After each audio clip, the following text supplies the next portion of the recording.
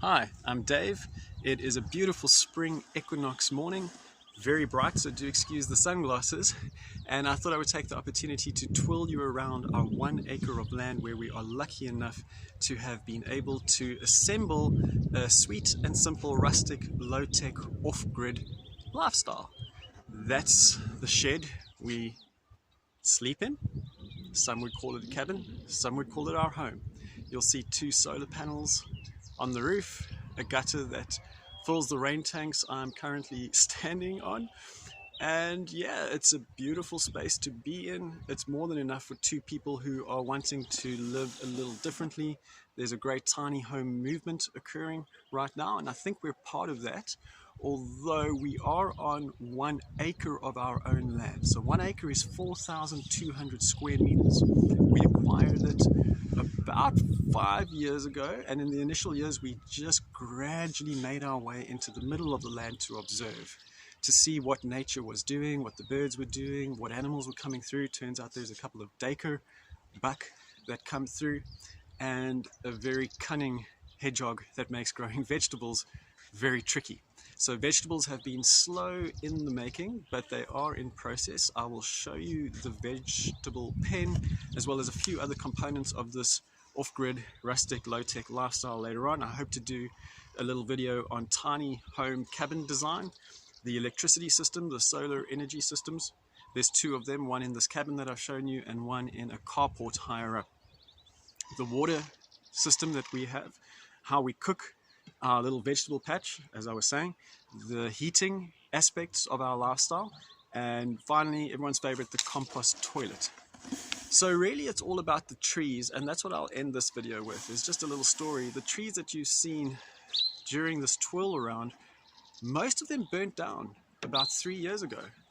Very discouraging to see. We had also planted over 100 trees at that stage.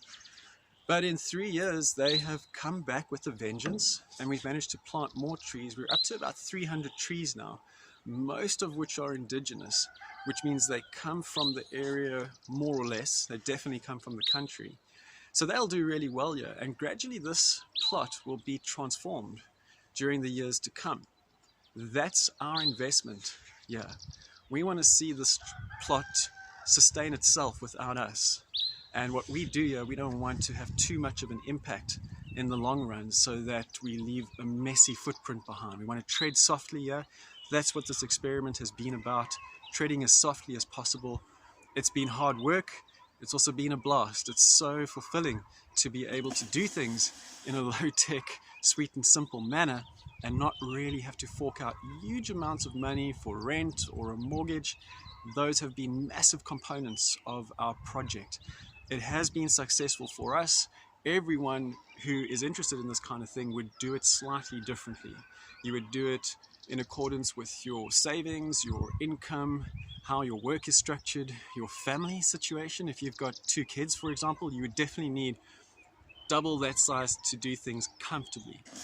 But those are all details. The broader patterns hopefully are visible.